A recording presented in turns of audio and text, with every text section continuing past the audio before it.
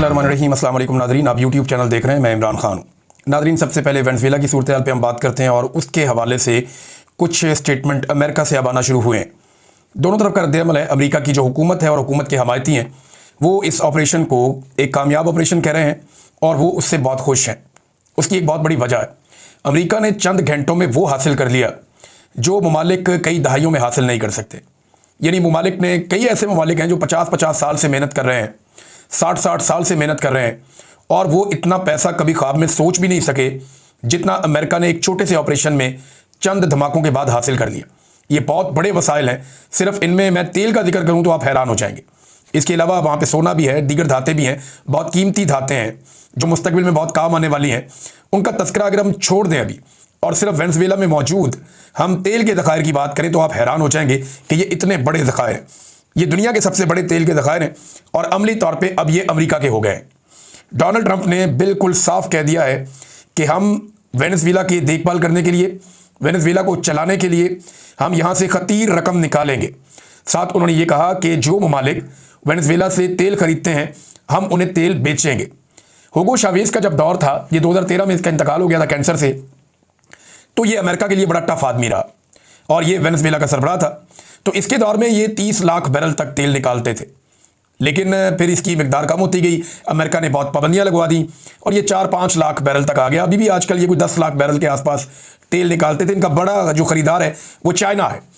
तो अमेरिका ने साफ कहा, जब सवाल पूछा कि अगर चाइना वगैरह एतराज़ करेंगे तो उन्होंने कहा जी हम उनको तेल बेचेंगे, जिन ममालिक को तेल चाहिए उनको हम तेल बेचेंगे और हम यहाँ से तेल निकालेंगे। अमेरिका इसको अपना हक समझता है। बहुत सारे अमेरिकन ये बात कर रहे हैं। अमेरिकी हुकूमत अब निगरानी करेगी, निगहबानी करेगी वेनेज़ुएला की। वहाँ का सदर और उनकी अहलिया वो उठाकर अमेरिकन ले गए और वो लेकर गए हैं उन्हें जराइम की पादाश में कि इन्होंने स्मगलिंग की है और स्मगलिंग की है मंशियात की, जिसकी वजह से इन पे केस चलाया जाएगा अमेरिका में। हकीकत क्या है, ये तो वक्त के साथ साथ चीज़ें खुलती हैं।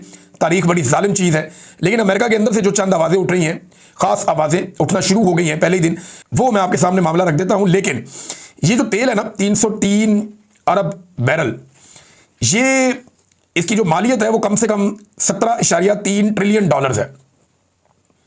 1 ट्रिलियन डॉलर जो होता है ना वो 1000 अरब डॉलर होता है। पाकिस्तान के टोटल जो ज़खायर है ना वो 16-17 अरब डॉलर के करीब पहुंचते हैं, बड़ा हम जोर लगाते हैं। तो आप अंदाज़ा करें ना, हमारे ज़खायर जितने हैं उनको 1000 से आप मल्टीप्लाई कर दें, यानी 17 ट्रिलियन अमेरिकी डॉलर्स। ये इतनी बड़ी, यानी आप सिर्फ अमेरिका की और चाइना की दोनों की जीडीपी अलग करें ना, बाकी सारी दुनिया की जीडीपी से ज़्यादा ये रकम है जितने की ये ज़खायर है। अब अमेरिका अगर इन ज़खायर को बेचता है अगले चंद सालों तक तो वो ट्रिलियंस ऑफ डॉलर्स कमा सकता है। अमेरिका ने अफगानिस्तान के अंदर जो जंग लड़ी थी उसमें मुबैना तौर पे जो कहा जाता है, जो दावा किया गया, बेशुमार पैसा खाया भी जाता है, लेकिन अमेरिका का ये दावा है कि अफगानिस्तान की जंग और ये जो इराक की जंग हुई थी, अमेरिका को लगभग कोई 2 ट्रिलियन डॉलर में पड़ी थी।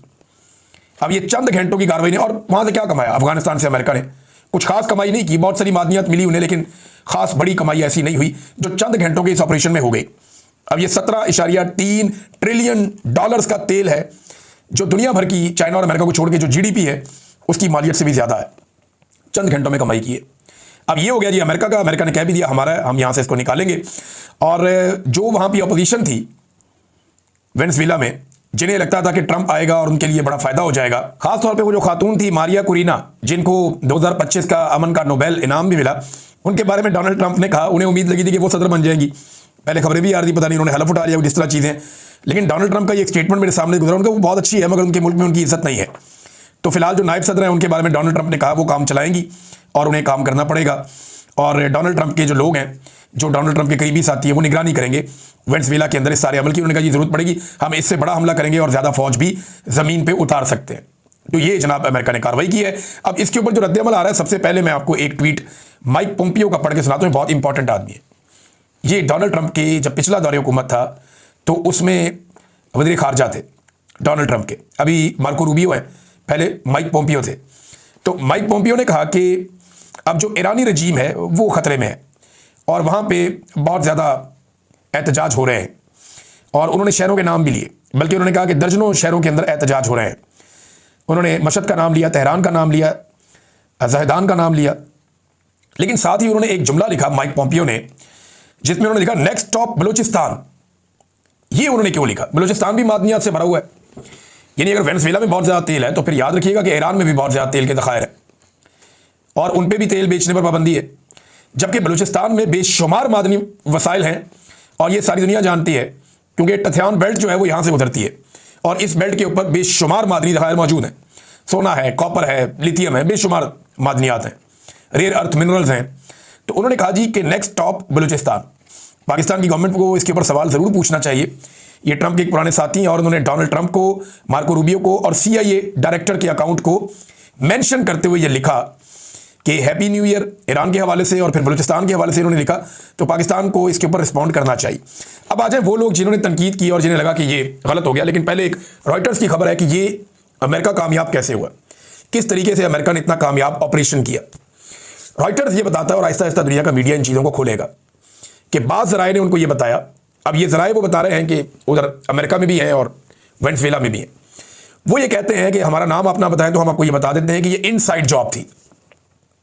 ये मीर जाफर और मीर सादक मौजूद थे वहाँ पे वेनेजुएला में, जिन्होंने अपने सदर को और उसकी बीवी को पकड़वा दिया। वो कहते हैं जी इस खबर के मुताबिक उन्हें अंदर से इंफॉर्मेशन मिल रही थी अमेरिकन को, और ना सिर्फ उन्हें इंफॉर्मेशन मिल रही थी बल्कि जो मुल्क की मिलिट्री है उसके अंदर अमेरिकन को पूरी सपोर्ट मौजूद थी। यानी ये जो कुछ भी अमेरिकन फौज ने किया वेनेजुएला में, इसके अंदर इस खबर के मुताबिक ये बताया जा रहा है कि वेनेजुएला के फौजियों ने मदद की है। अब ये क्या सारी फौज ने मदद की है या खास फौजियों ने मदद की है? मदद के लिए तो चंद लोग ही बहुत ज़रूरी होते हैं ना, अगर आप कर लें तो बाकी आप कंट्रोल कर लेते हैं। तो अमेरिका के इस बड़े और कामयाब ऑपरेशन के पीछे ना सिर्फ अमेरिका की मिलिट्री पावर है बल्कि उनकी ज़बरदस्त इंटेलिजेंस और उनकी ये सलाहियत कि वो सिस्टम के अंदर घुस के एक रजीम चेंज करने की पूरी कैपेबिलिटी रखते हैं, वो बहुत काम आई। उन्होंने अंदर अपने लिंकेजेस बनाए, अंदर अपने बंदे जो है वो इंस्टॉल किए, बंदों के जरिए से उन्होंने इनसाइड इंफॉर्मेशन हासिल की और एग्जैक्टली वो टारगेट अचीव किया जो वो करना चाहते थे। अब इसमें एक चीज़ और आप याद रखिएगा कि कुछ इतलात के मुताबिक दर्जनों लोग इसमें मारे भी गए उस रात में जब ये खौफनाक ऑपरेशन हुआ, लेकिन अमेरिकन का कोई बड़ा नुकसान इसमें नहीं हुआ। अब जो अपोजिशन लीडर थी मारिया कुरीना, उसको उम्मीद थी कि उसकी बारी लग जाएगी, लेकिन ट्रंप ने उसकी बारी नहीं लगाई फिलहाल, और कुछ लोग कह रहे हैं कि उसको डिच कर दिया गया। सबसे पहले एक स्टेटमेंट मैं आपके सामने रखता हूँ ज़ोहरान ममदानी का। ये न्यूयॉर्क के मेयर हैं जहाँ पे लाया गया है सदर और उसकी एहलिया को, जो वेनेजुएला के साबिक सदर और एहलिया है। तो उन्होंने कहा जी सुबह जो है मुझे ब्रीफ किया गया कि हमारी मिलिट्री ने कैप्चर किया है वेनेजुएला के प्रेसिडेंट निकोलस मदुरो और उनकी वाइफ को, और इन्हें जो है वो कैद करके यहाँ पे न्यूयॉर्क में लाया जाएगा। और साथ ही उन्होंने ये कहा कि ये यकतरफा हमला था एक कौम की सॉवरेनिटी के ऊपर, एक कौम की खुदमुख्तारी के ऊपर यकतरफा हमला था, और ये एक तरफ जो यकतरफा हमला होता है किसी कौम के ऊपर वो एक जंगी कदम होता है, एक्ट ऑफ वॉर उन्होंने इसे करार दिया। और ये उन्होंने ये भी कहा कि ये फेडरल और इंटरनेशनल लॉज की खिलाफ वर्जी है कि डोनाल्ड ट्रंप की हुकूमत ने जो किया वेनेजुएला में, ये ना सिर्फ अमेरिका के बल्कि बैनुल अक़वामी कवानीन की खिलाफ वर्जी की है। और इन्होंने पहले आवाज़ उठाई सबसे, ममदानी का मैंने ट्वीट देखा, और साथ ही उन्होंने ये कहा कि इसके साथ जो है वो अमेरिकन के लिए प्रॉब्लम्स भी क्रिएट होंगी। साथ उन्होंने ये भी कहा कि बहुत सारे वेनेजुएला के लोग मेरी सिटी में रहते हैं, तो उन्होंने ये भी कहा कि मैं उनकी सेफ्टी और उनके हवाले से जो है वो इक़दाम करूँगा। ये ममदानी ने सबसे पहले बात की, इसको गलत करार दिया। फिर ये एक जर्नलिस्ट हैं एलन मैकलियर्ड, ये बताते हैं जनाब कि ये पहला रिजीम चेंज ऑपरेशन नहीं है अमेरिका का। अमेरिका ने सिर्फ ये जो लैटिन अमेरिका के ममालिक हैं, जो अमेरिका के साथ जो ममालिक हैं, यहाँ पे कितने रिजीम चेंज ऑपरेशन किए उसकी उन्होंने तफसीलात लिखी हैं।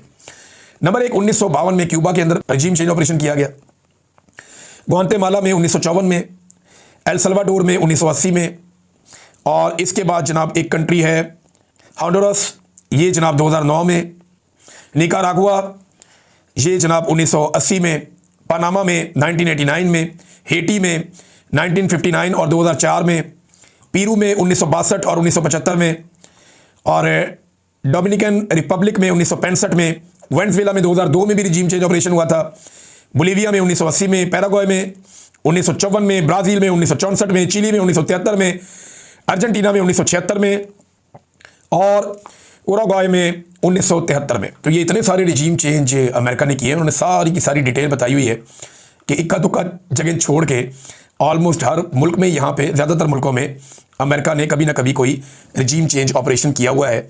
ये एलन मैकलियर्ड ने बताया जो एक जर्नलिस्ट हैं।